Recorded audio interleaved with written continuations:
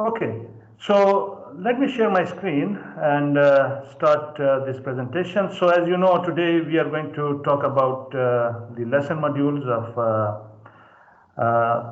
Moodle, a very convenient, a very powerful, and a very flexible module.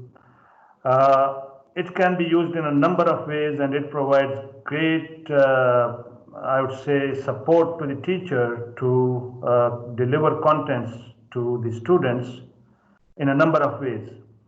So I wrote the title of this slide pros, and I don't believe there are any cons of using lesson module. If you know how to use it, if you know how to take maximum advantage of it, maximum benefit of it, it's very flexible, which means you can use it in a number of ways. It's effective, which means it will serve your purpose and it will serve the purpose of your students' learning. Then you can, by using this, you can engage your students in active learning. So they're not just sitting passively, reading passively. You can do things where they really engage with the contents and they can't escape that engagement. Then the contents can be delivered interactively. So again, it will not just be one-way traffic. It will be both ways. The student can interact with the content even if you are not there in an asynchronous mode. So that is the advantage of using this lesson module. Then you can deliver your contents in a variety of ways, in a variety of modes. So you can use digital media, multiple digital media like videos, like audios, like pictures, images, and other forms also. Then you can use this for formative and summative assessment. There are greater possibilities of these embedded within the lesson module. Even we are very keen on judging our students for their classroom participation. So even in asynchronous mode, you can create a mechanism of classroom participation and you can grade them for that. Then there are multiple feedback options. So there's auto feedback. The students get the feedback automatically if you put those options. Or you decide, okay, there will be a delayed feedback. I want to give them feedback, so you can keep the feedback in your control. Once they finish everything, you can go check for every student, every activity, every page, every question, and give them very thorough feedback. Then you can deliver your lessons as standalone lessons, one lesson at a time through this module, or you can create a whole package or a learning plan for your students or a student, linking different activities, embedding different things, which may include quizzes, which may include assignments, which may include contents. So that is the advantage of using this lesson module. So today's agenda is I'm going to first show you how to set up a lesson module. Then once we have set up, and as you know, the setup means how is it going to behave and what kind of behavior is it going to get from your students. So you control the behavior of the lesson and it controls the behavior of your students. So that is the stage of setting up. Then how to build lesson, that is adding contents, and then looking at the reports and grades also, so you can see who did what. If you want to give feedback, then these grades are really useful. If you're putting things in chat, sorry, the chat is not available to me at the moment, so I'll look at it later and I'll respond to your chats, your comments. Then finally, I'll also be talking about pedagogical considerations. Rather, I'll start with pedagogical considerations and I'll do a little bit of pedagogical indoctrination, hoping that you may get some ideas. You may think of certain ways through this declaration how to deliver your lessons online. So starting with this indoctrination, I want you to remember from my previous webinar, Bloom's taxonomy, and always Bloom, your teaching and learning. It's a good framework for planning your activities, and you know what your students are learning as a result of your activities. So Bloom's taxonomy, you can see here, there are various stages starting from remember and going up to create. And in between, we have understand, apply, analyze, evaluate. So whenever you're planning your lesson and you're engaging your students in a task or in an activity, you can always think, what are they doing? Are they trying to remember some information? Are they trying to understand a situation, some conditions, something else? Are they trying to apply what they can remember and understand to a situation? Are they analyzing? Are they evaluating something? Are they creating something? So these different levels of Bloom's taxonomy really help you understand what your students will be able to do after engaging in any teaching and learning activity. And you can then pitch that activity at the right level, designing it in the right manner, and enhancing the learning outcomes of your students. So that's the advantage of Bloom's taxonomy. So always remember Bloom, and Bloom your teaching and learning.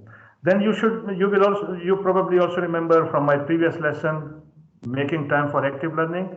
So never deliver your lesson in a monotonous straight line. Rather, there should be ups and downs, and I use this image to sort of convey to you or to share with you how lessons can be sort of added variety to, and the monotony can be broken by short lecture, then an activity, then another short lecture, and then another activity. So these two are from the previous lessons, from the previous webinar. Then in the previous webinar, we talked about certain kind of activities that you can do, and probably you know more activities than these ones which are here. So you can start a lesson with brainstorming, and even within the lesson you can use brainstorming. Then you can include some self-assessment activities where the students assess themselves or their peers. Then you can pause your lesson for reflection. They write a note of reflection, or they reflect for a moment, record themselves and share with you. Then probably you focus on core concepts. There can be a little bit of writing in a 1-minute paper. Then if you finish, you can create some kind of exit tickets for them to wrap up your lesson. So all this was from the previous webinar. And you can use many other activities which I'm sure you know and you have been using in your classrooms. Then the lesson module actually is built on a certain kind of philosophy of teaching, and to take maximum advantage of this philosophy, we need to understand the philosophy, and we need to understand the approach. If we don't believe in this approach, then lesson module is not going to work for us. This approach or this philosophy is not a jug and mug philosophy, where I as a teacher believe that I'm a source of information, I have all this information, all the knowledge, and it should go from me to my students. If it is not going from me to my students, then it is not probably authentic, it is not probably valid, then probably the students are not learning and they are not progressing. So I must control what they learn. We need to get out of this mode of controlling. I'm not the source of information. I'm a facilitator. I'm a coach. I need to create conditions where they can learn. Rather than giving them knowledge and information, I can create conditions and ecosystem where they can get this information and this knowledge themselves, and then I create conditions where they can apply this knowledge and this information. So you can see here the transmittive forms of teaching, where all the knowledge, everything is going from me to my students. Same is the stage on the stage, but on the other hand, we got guide on the side, our coach on the side, our facilitator on the side, and we got collaboration, experiential approach to learning, we got networking, and in this ecosystem, then the students work together or with you or with the content, and they learn themselves. So we need to believe that our students are intelligent beings. They are not dependent on me. They can work out things themselves. They can access information. They can process that information. They know what is important in that information and what needs to be left out. They have their own strategies of learning. Then they have their own style of learning. Then they have their own ways of applying, analyzing, evaluating. So we need to really believe in the capabilities, abilities and capacities of our students. So if we believe in these things, then this lesson module will work very well for us. But if we believe in a more traditional approach of learning, then obviously a more traditional approach of learning is good in a classroom, but it's not very much suitable for an online teaching, because as I shared once with you earlier, that Online teaching doesn't have the affordances and doesn't have the kind of conditions which are available in face-to-face classroom teaching. So when we are engaging in any online learning, we need to teach our approach. And one approach that I am proposing, and which is very much suitable and which is very much relevant to online teaching, is connectivism. So whereas we got many theories of teaching and learning, connectivism is one of them. And as you can see, it is a theory specifically formulated for digital age, for digital generation that our students are. George Siemens, a Canadian, formulated this theory. And this theory, some of the principles are that knowledge, information, learning exists. There are nodes of information, nodes of learning, nodes of knowledge, and we need to connect our students to these nodes and they will learn themselves. So when I'm delivering contents through lesson module, then it is a sort of connectivism. There is a node of information, the student can access that node, they can network with me with the information through that lesson module, and they will learn something. So some of the principles, core principles of connectivism are on the screen. So learning is a continued process of connecting specialized nodes and information sources. So you need to direct your students to those nodes and that sources of information, and they will get the information themselves. And it is possible to learn by tapping into an existing network. So if we connect our students to this network of knowledge, they will learn. They don't need to rely on me. They don't need to take knowledge and information from me. And learning may be done in a non-human environment, that is an online environment or cyberspace. So learning can happen in cyberspace, provided that there are nodes of information and knowledge and there's a network established. So if we get connected to, or if we become part of this network and these nodes of information and knowledge, then learning will take place even in the cyberspace, and there's no need for a real-time one-to-one or human-to-human interaction. Somebody sitting on that side of the internet and I sitting on this side of the internet, so that's not really necessary. And then the knowledge on how to obtain more information is more important than actually knowing the information. So there was a time when knowledge was only in books, and if the book was there, our knowledge was with people. So if the book and the person was there, you could get that knowledge, but the moment you are disconnected with that book or that person, so you have lost the source of knowledge. But internet, knowledge is available from everywhere, every time, to anybody. And we need to understand this basic concept of knowledge through internet. So now the person and the book are not the only source of knowledge. The knowledge created by people, produced by people, is made available through internet. It remains there, people can access it and they can find it and they can learn from that knowledge. So that was this theory of connectivism for the digital age, and right now we are at the deep end of the digital age pool of learning and teaching due to COVID-19. So I leave it to you to explore this theory a little bit more using internet and learning what does it imply and how to use it. So now I shift to the second part of the agenda, that is lesson module, how to use it, how to, number one, create one, set a lesson module, then how to add contents, and then other things. But first I want to share with you how does it look like. If you haven't experienced a lesson module, then this is an opportunity to see how does it behave and what can we do and what are the possibilities. So shifting to sharing my screen with you, sorry.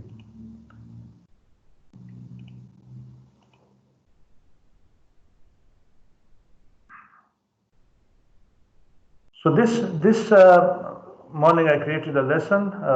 You may not see it in a perfect form because there's something wrong in my browser and the contents are overlapping.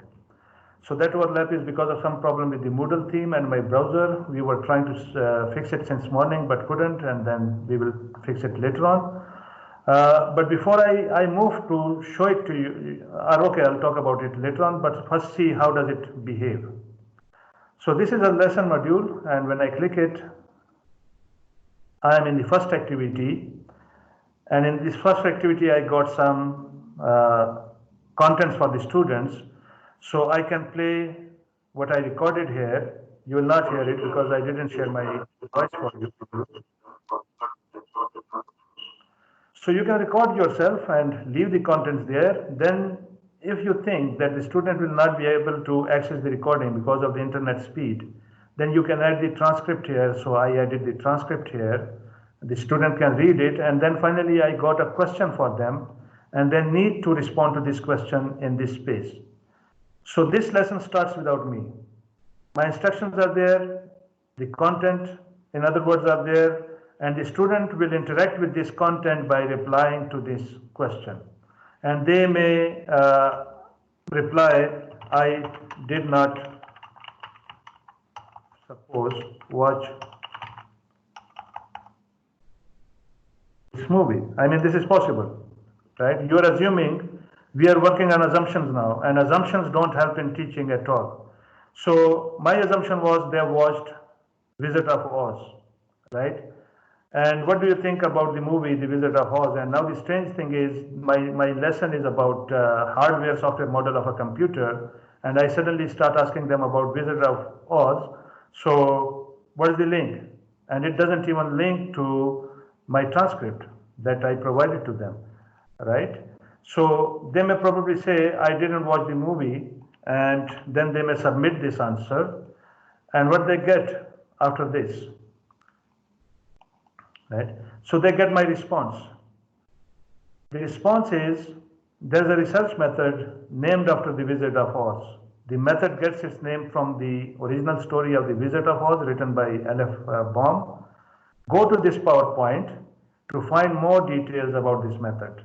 Please take notes of the important information in the PowerPoint. You will be required to answer questions about it.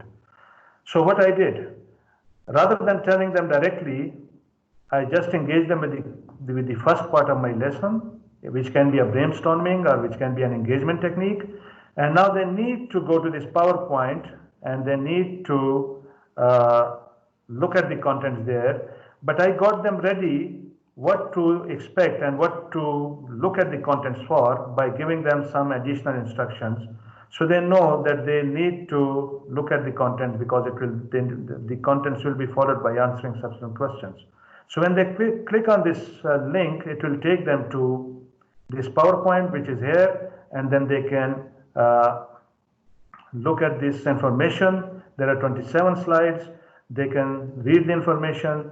They can make note of it, and then they can return back to this page. So try thinking in terms of connectivism. What kind of conditions I created for my students to learn something? I didn't tell them. I just connected them to a node, to a source of knowledge, which is this PowerPoint. And this source of knowledge can be a video, this can be something from the YouTube, this can be some research paper, it can be anything which is available on the internet. And maybe even if it is not available on the internet, you can upload it to Moodle, you can upload it to OneDrive, you can upload it to Stream, and then create the link here, and the students can visit that from here. So now let's move with this lesson. And this is the second part. So they were told that there will be some questions, and these questions are, if you look at them, they are multiple choice questions. So basically, if you remember Bloom's taxonomy, I'm trying to see if they remember the knowledge or information which they gained from this PowerPoint. So this quiz or this knowledge check, these knowledge check questions are designed for checking the low level of Bloom's taxonomy, that is remembering and understanding. So the Wizard of Oz is a research experiment, and if the students say no, it's a wrong answer, the student submits, and it tells him, response, please go back to the PowerPoint and look at slide 1 again. And the students may go back, look at slide 1 again, right? And then we will come and read these two options. Yes, I would like to try again. The student tries again, and this time probably the student will come up with the correct answer, that is yes, and the student submits, right? So now the right answer is submitted and the student can continue to the next question. The next question is, in the experiment, the subjects interact with a system or other subjects. Obviously, they interacted with the system. This time the students provide the correct answer and the student moves to this page. This page tells him, this is immediate feedback, auto-generated feedback, right? The student doesn't have to wait for the teacher. So your answer, a system response, bravo, you are a star, your answer is correct. And the student continues to the next page. The next page is contents page. So this content page, first there are some information. There's some information for the student or the students, and the topic is introduction to the processor. This information tells them what to expect from this chapter. Then the red tells them what to be ready for. What would they need this information from this video and this one. So make notes of the important information. This section will be followed by a quiz. The quiz will have an open-ended question carrying 10 marks.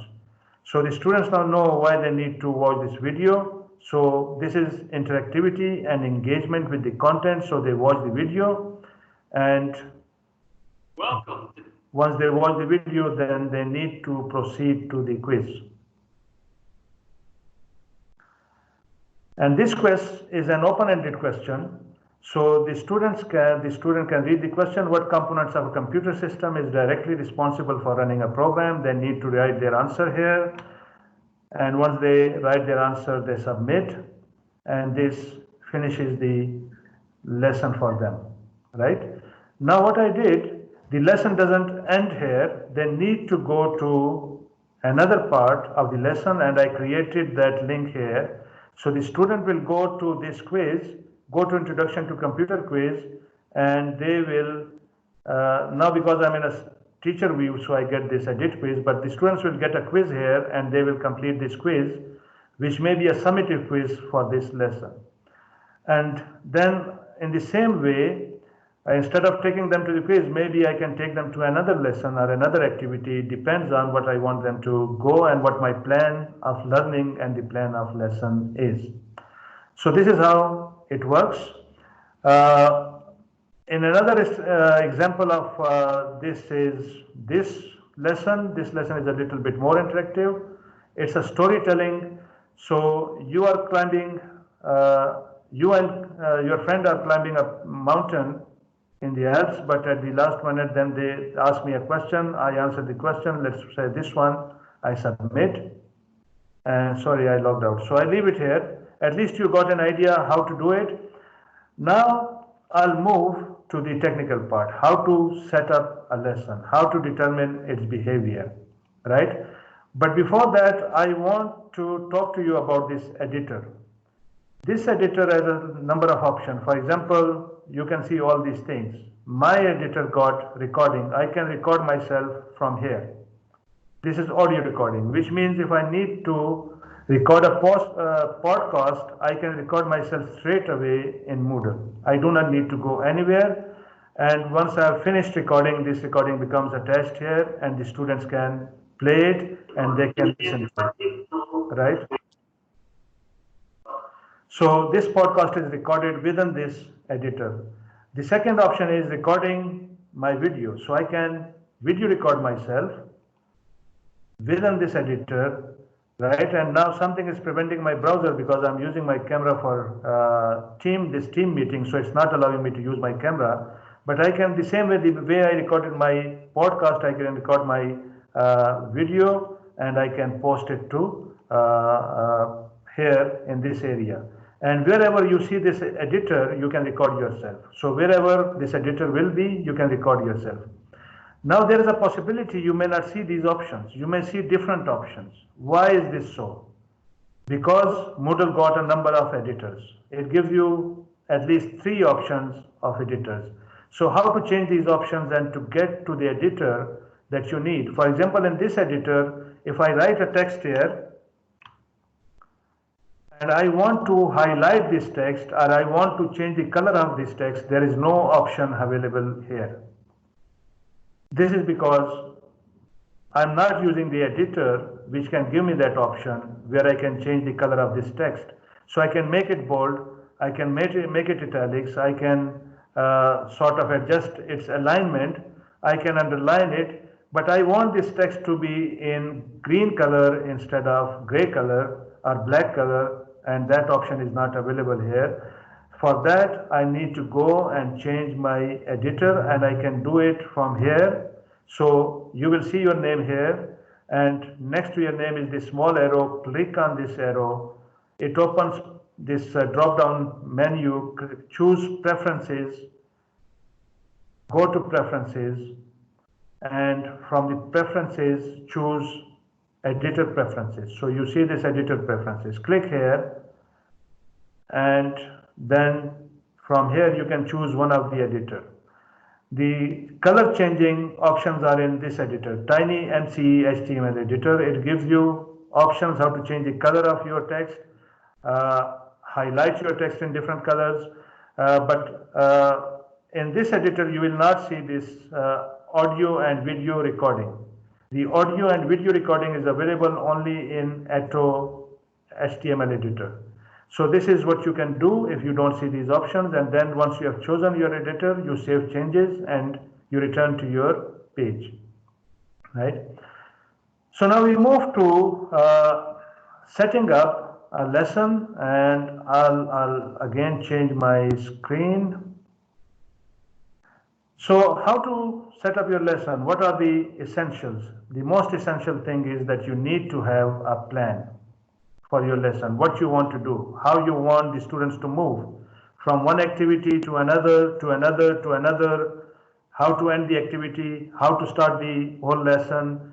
So it may be something as complicated as this one. We call it branching. And this is very much possible in creating your lesson module. You can branch your lesson, you can have different links. The student can jump from one link to another, from one thing to another. If they click a wrong answer, it can take them to another page. If they do that page, it can take them to page F. From page F, they can move to page Y, and from page Y, they can return to page A. So all this is possible, and it's complicated. So if you haven't tried lesson module, I wouldn't suggest at this stage trying something as complicated as this one. So do something as simple as this one. Your plan, so your plan is you got this lesson. It starts with activity 1, which is contents basically, or introduction. Then you want to check their knowledge, which will be a short quiz. Then you want them to watch a video. They watch a video, then they read a text, and they exit by doing an assignment. So this is a simple sequential model of a lesson. It's not as complicated as this one was, right? So I'm going to show you how to prepare a simple sequential lesson. And again, going back to Moodle, bear with me for a moment. Yeah. So returning to this page, and now the first thing is to set up a lesson. And by setting it up, you determine how it behaves. You determine its behavior. So as usual, you go here, you choose from these options the lesson module, you click here, add, and it opens the window where you need to provide parameters. I got a lesson as a model with you, and the name of the lesson is this one, instructional model, 5E model. I can provide some description to this lesson here. This description can tell my students what this lesson is about, what are the learning outcomes, what kind of assessment can be there. So it's up to you what kind of information you want the students to have before they start the lesson. It can be an introduction. For example, my colleagues here, they created this information, and the information even before they start the lesson or when they start the lesson. Now the next one will be click here. If you click here, this information will be available on the course page as it is available here in this example and in this example. If you don't click here, then this information will not be available on the course page, but the students will be able to read this information once they start the lesson. So it's your choice how you keep or how you prefer your course page. I prefer a neat and clean course page with just some links like this part is. It's neat and clean, just links, and once the students click, then they can go and they can read the information. This one puts a lot of information on the front page and it makes navigation sometimes a little challenging, but it's your personal preference. I don't want to be prescriptive. What you want to do, how you want to do it, it's purely up to you. You want to use it this way or you want your course page to be this way. It purely depends on your personal preferences, the needs of your students, the needs of your course, the needs of your lesson. So this is the first thing. I provided a name, I provided description, I make a choice here. I don't like all this description to be on the front page, so I don't choose it. And then I go and look at the appearance. In the appearance, if you want to add some files, some pictures, some images, some videos, you can do that. You can drag and drop it here. Then there's a progress bar. Progress bar is a very useful thing. It shows the students in the form of a progress bar at the bottom of the screen. What is the percentage of their lesson? How much they have completed? They have completed 10%, 50%, 70%. So as they move through activities, the progress bar tells them what percentage of the lesson is complete and what percentage of the lesson is left. So always say yes, because it sort of gives a fair idea to the students how much is left. Display ongoing score. If you are not sure what does it mean, you can click here on this question mark. It will tell you how it means. Each page will display the student's current point. So if you want them to see their current points as they go along, and I think it's a good motivational technique because the students care about points. They are digital age, they are used to these computer games and it's gamification. So if you say yes and they keep on seeing their points, it will keep them motivating and they will like to earn more points. Display menu, yes, because if you're using so then the students need to see these tabs so they can click on those tabs and they can go to different parts of the lesson. Tabs are buttons. So display menu, yes.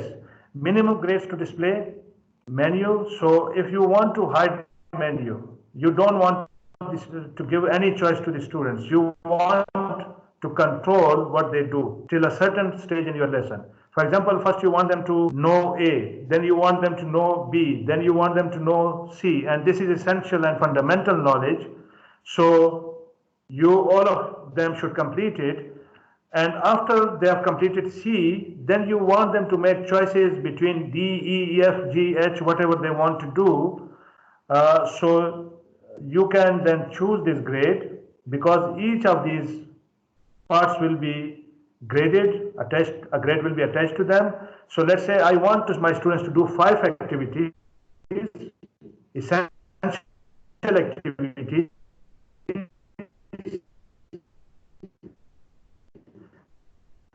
I want them to earn 5 grades after completing these activities, and after 5% they will have option to go anywhere, to any content, to any activity in the lesson they want. So this will need a little bit of design element. It is not possible in the simple sequential element that I am showing you, but still it's better to know. And once you have achieved that skill level, you can use this option. Slideshow, this one will present the contents in the form of a slide. And it depends if we got the plugin in Moodle. If the plugin is available, it will appear as a slide. If the plugin is not available, then it will not appear as a slide. So it very much depends on the Moodle administration settings and the theme that we are using. I'll try to check if it is available. If it is not available, we will try to add the plugin. I think slideshow has certain advantages, and the students and the teachers love to have slideshows. So I'll try to add this plugin if it is not available. Then maximum number of answers.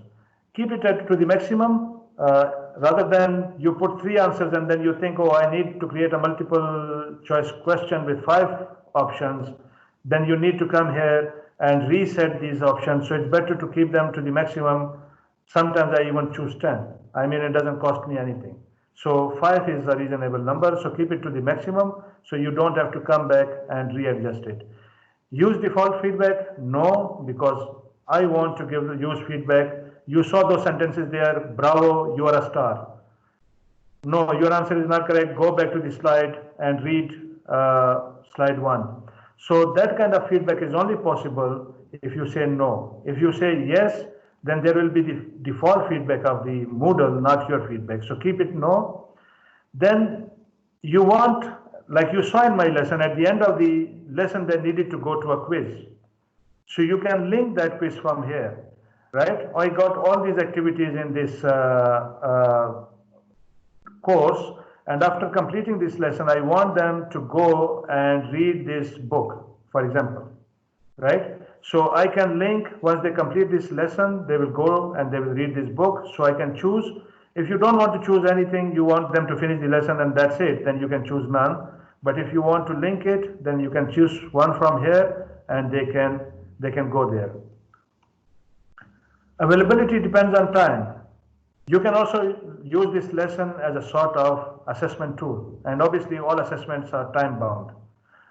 So you tell them that tomorrow from 9 to 10 they will have a lesson and they will have only 1 hour to complete, and if they don't complete they don't get a grade. So then you can set all these things from here. You can enable date, you can enable the deadline, you can enable this time, and then the students will not be able to continue beyond this time.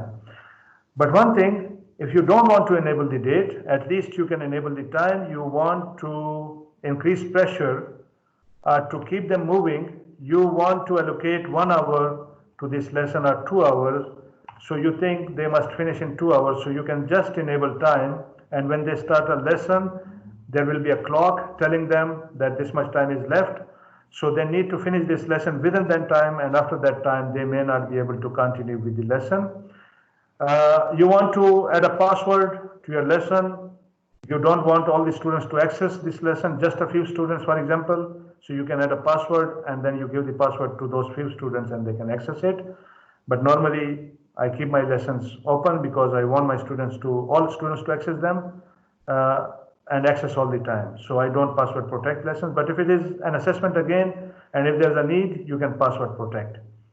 Allow lesson to be attempted offline using the mobile app. This is very important, especially the kind of situation in which our students are. So if we give them this option, and if our Moodle plan and Moodle package permits it, they will be able to download this lesson to their mobile apps and they will be able to use it.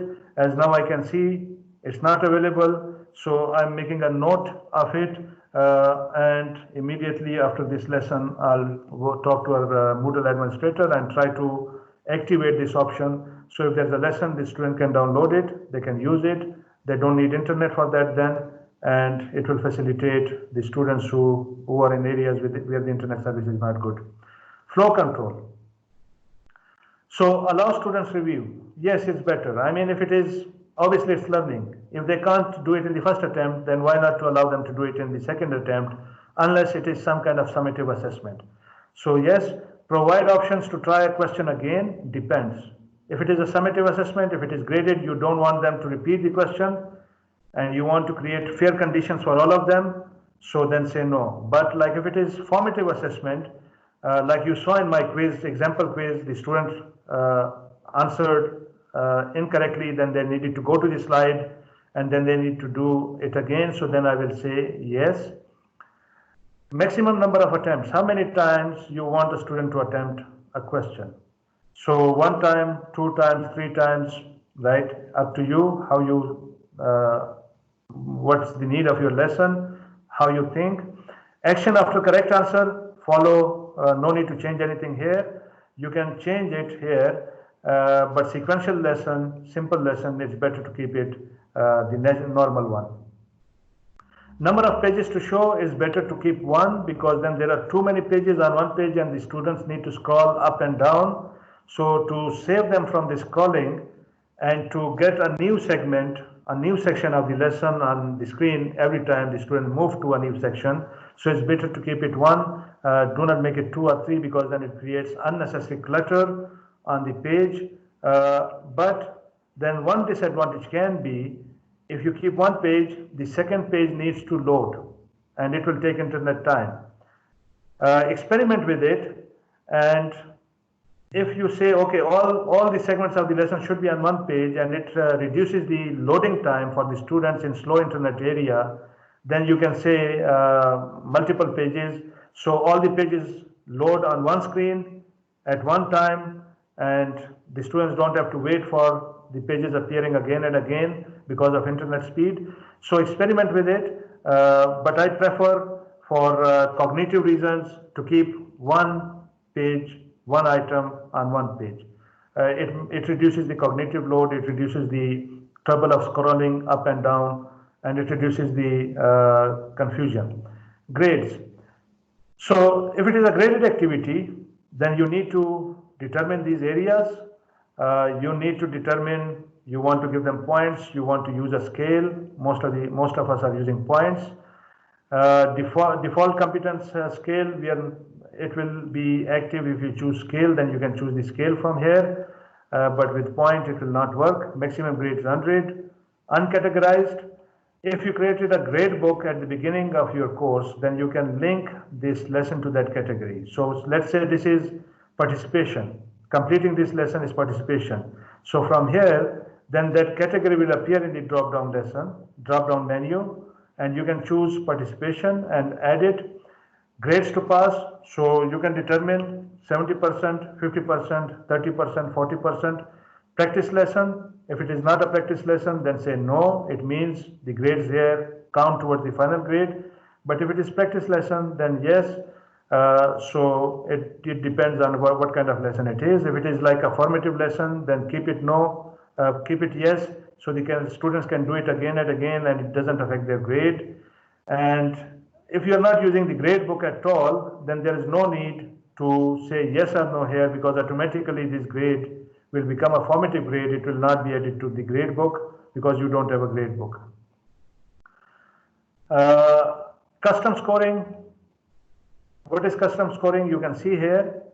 It enabled, then each answer may be given a numerical point value, right? Positive or negative. So it's yes. It will allow you to change the score at the bottom of the question. If you say no, then probably you'll not be able to change the score. It will be by default, and I'll show you once we reach there how will it work. Retakes allowed. Can the students do the quiz or part of the lessons again? Yes, if it is learning, if it is formative. Handling of retakes. So if this lesson is 10 marks, in the first one the students get 7 in the first attempt. In the second attempt the students get 9.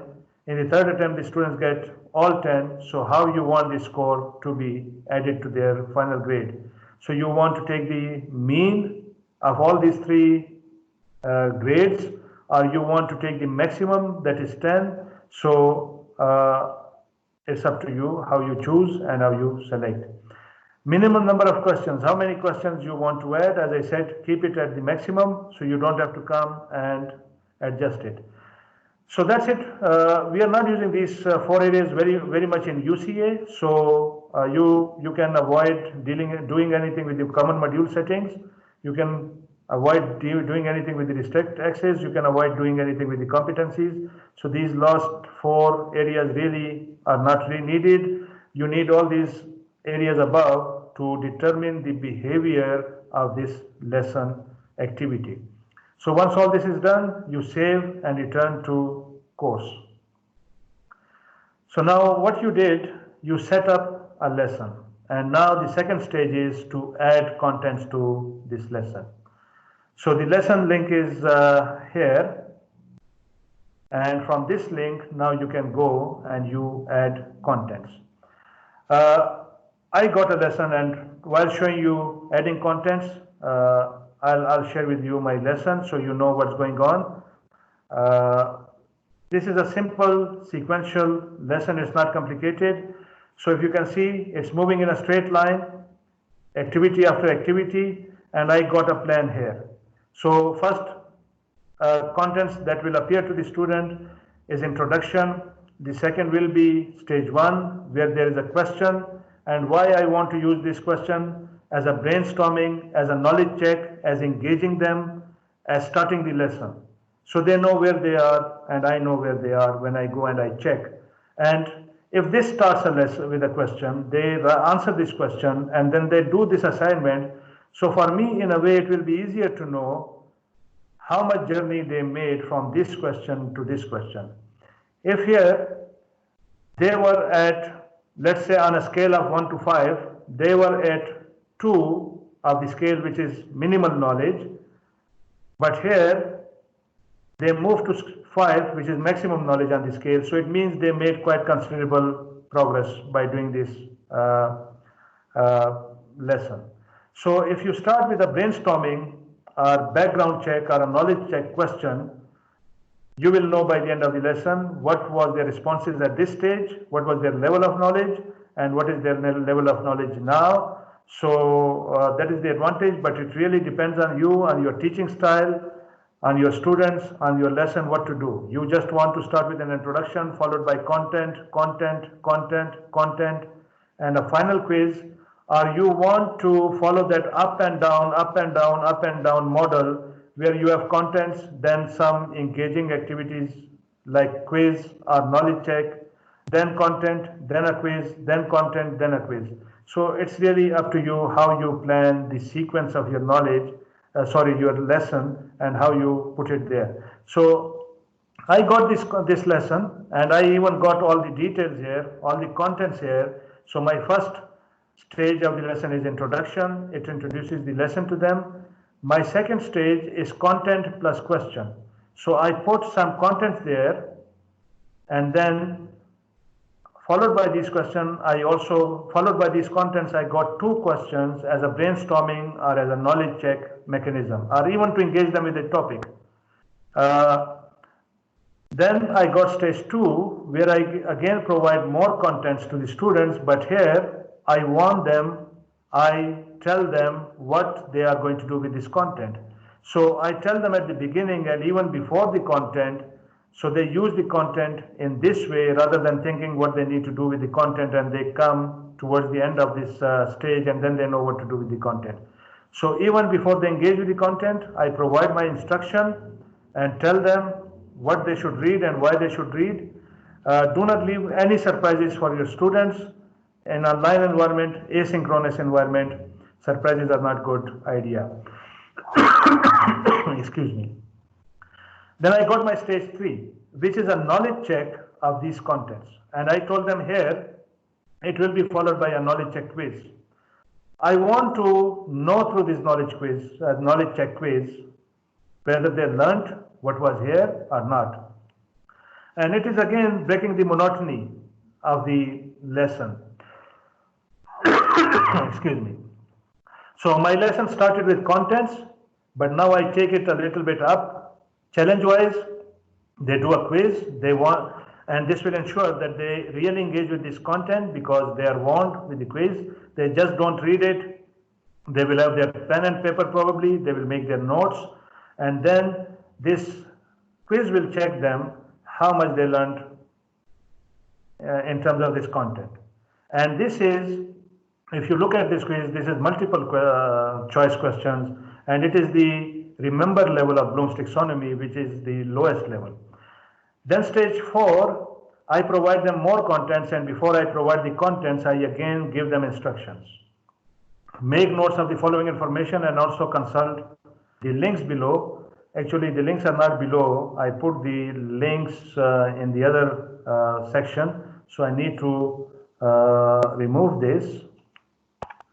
You will use this to complete an assignment which follows this part of the lesson. So they engage with this, and now they know an assignment is coming, and it's better to tell them what will be the grade of the assignment. So they're ready for that and they engage to the same level. I mean, it's psychological tricks. If they know that it is 20 marks, then they know that it is of a greater value. And it is 20 marks compared to this one, which is only 3 marks, because this is at the higher level of Bloom's taxonomy, that is apply, analyze, evaluate, and create. So that's why I assigned it more marks compared to this one, which is low level, and I assigned them low level marks. So they then engage with this content, and finally they reach the final stage where they got this stage 5, and they choose this a topic from your discipline course and design a lesson applying 5E instruction model. And I also provide them some resources which they can read for further knowledge. So now let's see how we put this in our lesson. So again, changing my screen. Here I am. So to start putting, once you create or you set the lesson, then you need to go and build the lesson by adding contents. You click here and it takes you to this page, and here you can start with adding the contents. So if you remember my plan, my first plan is content plus question. So I need to add a question page because my first was introduction. So introduction is no need to add any questions. So I add just a content page and I write my introduction. Right. I bring the contents which were already prepared. If they're not prepared, you can straight away write them here in the this editor, but I'll bring them from, so this is introduction and then the learning outcome for this introduction, right? And I leave this area for the time being, though I got my plan, so I can add that one. From introduction, I want them to go to stage 1, right? And I leave this one, do nothing at this moment. Let me explain what it means. Add a content page. So here I provided my content. This will appear to the students and they will be able to read it. If it is a video here, they will be able to watch a video. If it is a audio, they will be able to watch audio. Arrange content buttons horizontally. So these buttons are arranged horizontally, vertically. But if they are this way, all these buttons are this way, then they are horizontal. So it's your choice. You want them to appear this way or you want them to appear this way, then you can choose from here. And this will work if you have a branched lesson where there are many pages and the student can go to any page they like by clicking. But this is sequential and I want them to move in a sequence, so really this doesn't matter to me much. Display in menu, yes, it's important so the students can see the menu. The next page will be content 1, the next page will be stage 1, and jump this page. So jump means after this page, where will they go? To which page they will go, and I'll show you how it works. So I save this one. So I created the first page or the first content of my lesson, it's here, and now I need to go and add the second page. And my second page, if you remember, it was content plus question, and I wanted my students to engage with that. So now I choose the question page. And you can see again, I can choose it from here. So you click here, you go down, you choose a question page because I have some questions with contents.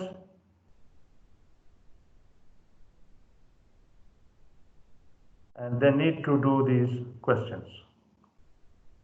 So my questions are open-ended and short questions are essay type, but I want short answers because at the beginning of the lesson, obviously you don't want them to write an essay.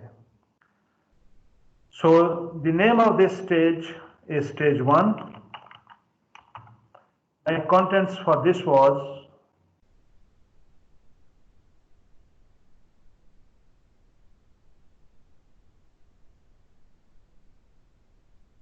so I put my contents here and I format them if needed. Don't bring the formatting, especially the bullets, from the Word document because they will mess up here. So always add the bullets here. So what are my contents? Planning a lesson or a lecture involves several instructional decisions. These decisions are related to identifying the content and process to be addressed, the strengths, needs, and interests of students, effective instructional approaches. Instructional models help you make these decisions in a principled way. Instructional models represent the broadest, and then after reading these contents, it ends up with 2 questions. So I try to underline them so they are visible. I cannot change color in this editor. As I told you, you need to change your editor to change the color. I would prefer these questions to be in different color. Now I added contents and I need to, because it was a question page and I have 2 questions, so I need answer for these 2 questions, right? So I need to add answers there, and this will be auto, it will be auto feedback. I provide the answer here, let's say alpha, beta, gamma, right, and zebra, right, and then the response, right, well done, your your answer is right, or I can say well done, now go and read the article on this link. So I can provide a link, so this question leads them into another reading rather than just giving a passive response, well done, your answer is correct. But that can also be done. It depends on your need. Now what is the problem? In this type of question, open-ended short answer questions, if the student answer exactly doesn't match with this answer, then this auto feedback doesn't work and the student cannot move. So if the students write alpha, beta, gamma, zebra exactly the same words, the same punctuation, the auto feedback will appear, but if there is something missing, then the auto feedback will not appear, and as I said, the student will be stuck on the previous page or on this page and will not be able to make progress to the next page. So to deal with it, do not provide an answer here, right? Because you don't want an answer. And if the answer doesn't match, the student will not, it will be useful. Simply put an asterisk here. The asterisk means now whatever answer the student writes will be acceptable and the student will be able to move to the next page. So the asterisk makes it open. But if you provide some text here and the text doesn't match with the student's answer, the student will not be able to move and they will be calling you or writing to you, oh, I couldn't complete my lesson, it's not moving, my answer didn't match, it's not taking me to the next page. Or I moved to the next page, but I got a 0. So asterisk makes it open, no matter whatever they write, no matter whatever answer they provide, if it matches, doesn't matches, it's okay. You can write here the answer. The answer for this question was, and you provide your answer, if it matches or is close to what you wrote, then well done. And then you can take them to another task. Now go and read this article and you create a link for the student for that article from here. So you provide the URL and you click on this, open in a new window. This is very important. It keeps this window intact and everything opens in a new window so the students don't have to use the going back arrow again and again. So this is how you can add your one answer or you can add 2 answers, because we had 2 questions, so maybe we can add 2 answers, or we can provide one answer for both questions, so that will be acceptable. So I created the second page. Now I need to move to my third stage, and my third stage is all contents. There is no question here, so I add a content page. Sorry, we are a little bit over time, but it was expected. So bear with me, we may go a little more than 1 hour. So this is stage 2, and the contents for my stage 2 was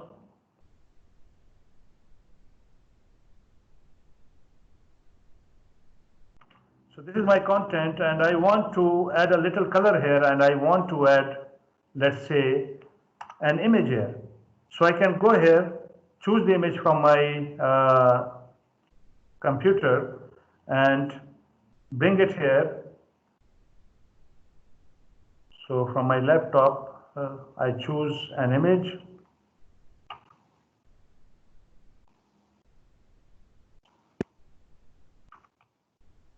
And upload this file.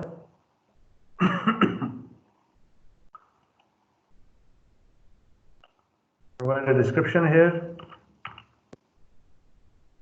And sorry. And now it appears here. I can adjust the size by adjusting the pixels in the window that opened, or I can leave it as it is. And from here, my student need to move to stage 3, which was knowledge check, and I save and return. So this is stage 2. Now I need to add stage 3, and the stage 3 was a short quiz, knowledge check quiz.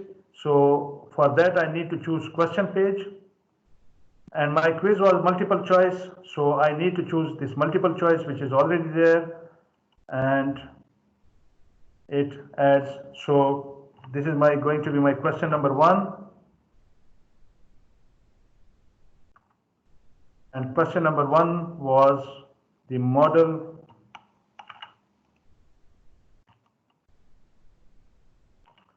This is my model. The model is an example of my first answer for this was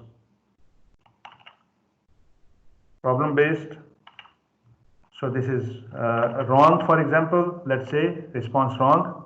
And if it is, my second was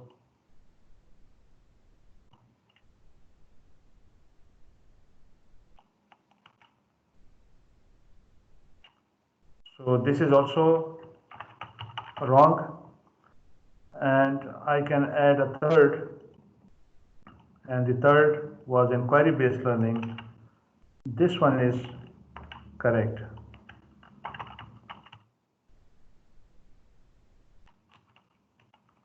So I save these, and we will do this jump next. Jump means where to go from here, which page. Because this answer is wrong, if this so I need to now adjust my score. This is wrong, so obviously it will be 0 score. This is wrong, it's already 0 score, but this one is correct, so maybe I can add 2 to it or 1 to it. I just need to highlight it and change it to whatever I want. So save the page, and I've added 1 question. There are 3 more questions, but to save time I'm not adding more questions. Rather, I'll move to from stage 2 to now stage 3, which was again content page, and I needed to provide some content. Stage 4, I bring my contents here for stage 4, copy and paste from my lesson plan or my wherever I'm bringing the contents from. So it's here, right? And this is an image here, but I leave it. It's not appearing because I didn't set it, but I leave it for the time being. You saw how to add image. I wanted to add that image here, but to save time, then I leave it. And I did some formatting if I need. So explore stage, I can make it bold. Engage stage, I can make it bold, and I format it the way I want. Then I go and I move to stage 4, 5, which was evaluation, and I leave it, I save it. So now I got 4 stages for my lesson. Sorry, there should be 3, but doesn't matter. And my last stage is an assessment. I want them to apply. So I go here, and because it's assessment, so it's a question page, and the question page is to apply. So as a default, it should be an open-ended question. For open-ended question, long question, we choose essay, add question. I add the name. It is the final assignment, and I put instructions here. The assignment, my instructions are simple. So choose a topic from your discipline course and design a lesson applying 5V instruction model. Then I can can add some resources for them to consult if they want. And my first resource is this article. So I want them to read this article also. I can add link for this article. So they click and they can go to the link. Open in a new window. As I said, it's a good practice to open everything in a new window so the original window remains intact. So this is a resource. I added a resource and here the lesson will end. And as I said, this will have 20 marks. So I adjust the score and I save this page. So now what happened? I got all these stages and all the contents here. But the problem is when my students start and they start doing it, and this is page number 1, they will end up on this page. They cannot move to the next page. Why? And what we need to do. This is very important. You created your pages, your contents, your quizzes, your assignment, everything, but the students cannot move or you cannot move because there's an important stage that we need to do. Now we need to link all these pages. So how to do this linking? So each page moves to the next page. So this is my page number 1 and it needs to, from here I need to go to stage 1. So I need to click here on this gear, go back to this page, and from here jump, I need to choose stage 1 because this is the next page where I want my students to be, and I save it. Now you will see the difference in behavior. So let's look again.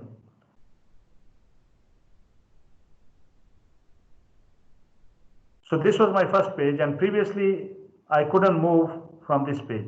But now when I click on stage 1, it takes me to a new page. And these are my questions, right? The students write the answers there and they submit. So now I linked 2 pages and in the same way, I need to link the rest of the pages.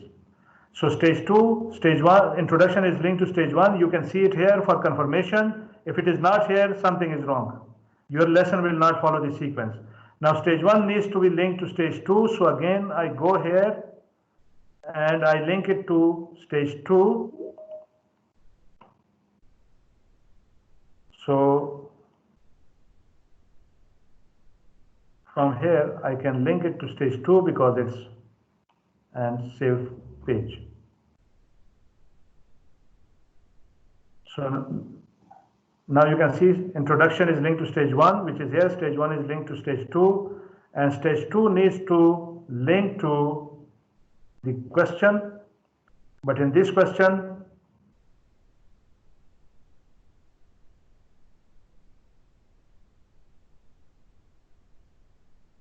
it needs to link to stage 3, which I missed anyway, but just to show you I'm messing up this linking in a hurry, but at least you got an idea how it links. So now let's look at the behavior. The linking is very important. If you don't link them properly, the whole meaning will be lost. The lesson will not work the way it should. So stage introduction, after introduction I was stage 1. It takes me to stage 1. From stage 1 the students submit their answers. When they click on submit, it automatically takes them to the next link page, which was this one, right? But now it's not working. Sorry, they see the answer here and they see my instructions here, and after they click on continue they move to this page. And for this page, they can then move to stage 3. But as I didn't link, yes, this is stage 3. And I didn't link the quiz, so the quiz is not here. But if I link it properly in sequence, then that quiz also be here. But as I said in a hurry, I messed up, and this stage 2 should have been linked to this question 1. So let's do it. Let's correct it.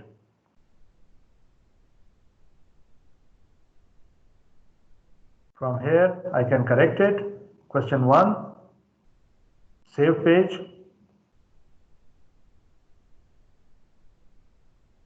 Also, let me change, sorry, this one. This one, if the answer is correct, and I need to go to the correct answer,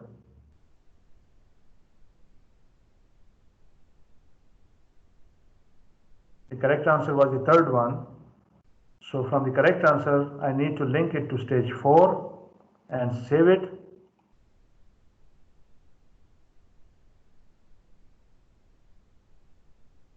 And stage 4 links to the assignment. So I choose assignment and save it. Now it's time to confirm and recheck if my linking is correct. Introduction needs to link to stage 1 and I see stage 1 here. So it means this linking is correct.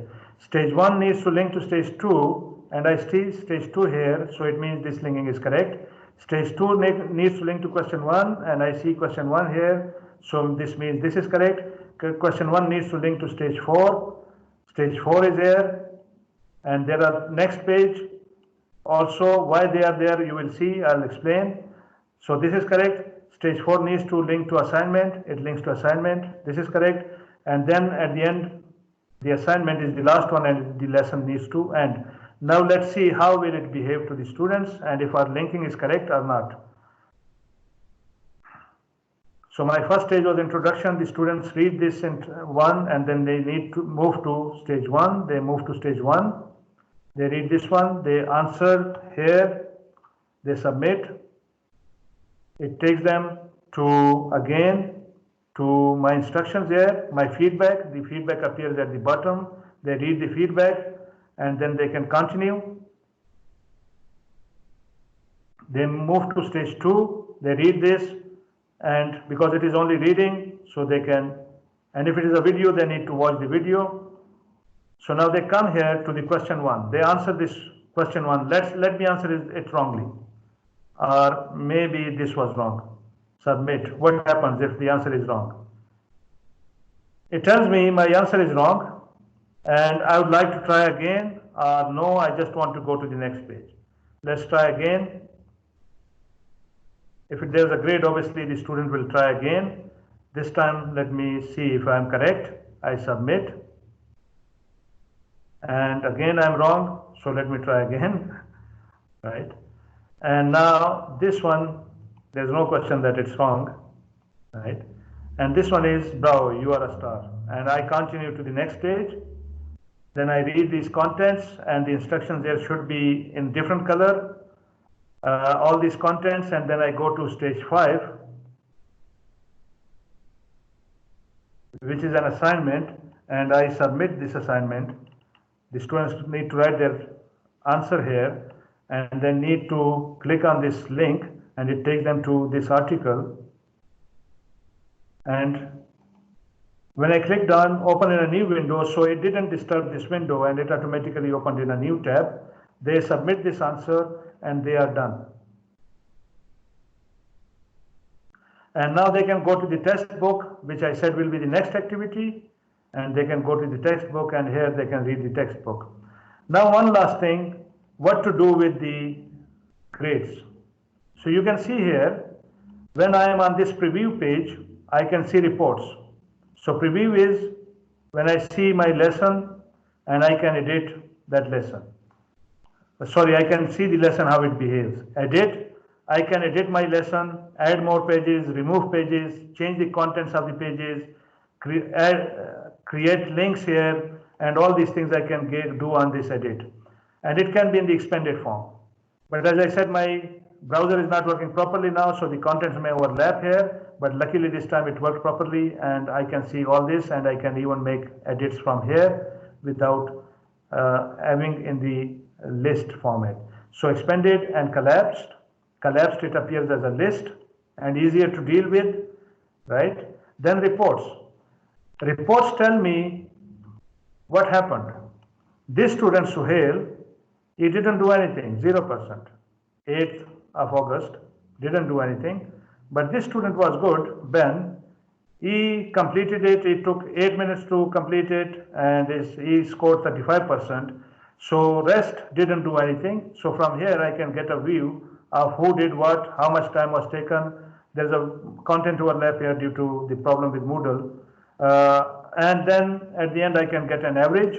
So this average, and all this can be auto graded and can be given auto feedback. I can get statistics, detailed statistics.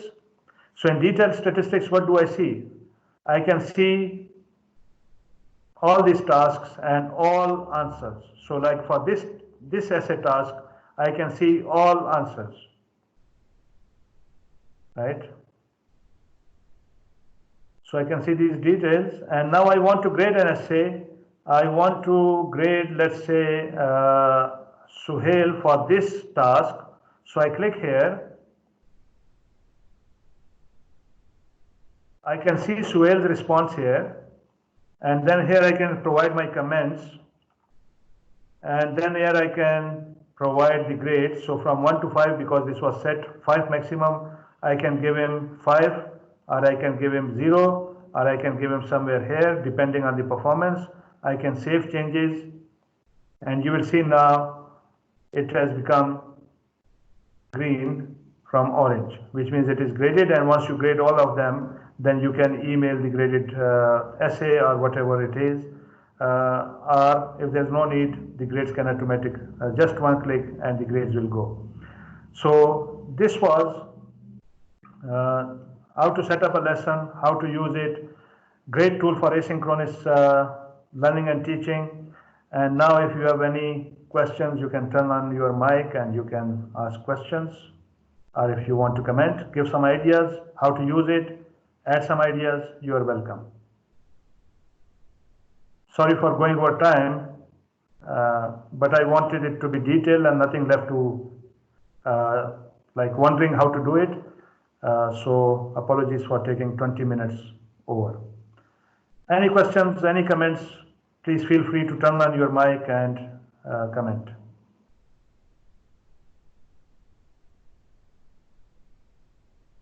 Or you can write your comments in the chat also if it is available to you.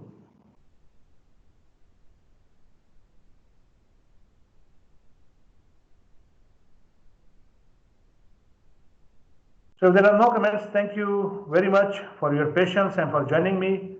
Next Tuesday, I'll do another one, taking some other modules and explaining how to do them. Thank you for your attendance. See you next week, hopefully. Stay safe and all the best. Bye-bye. Thank you, Hamid.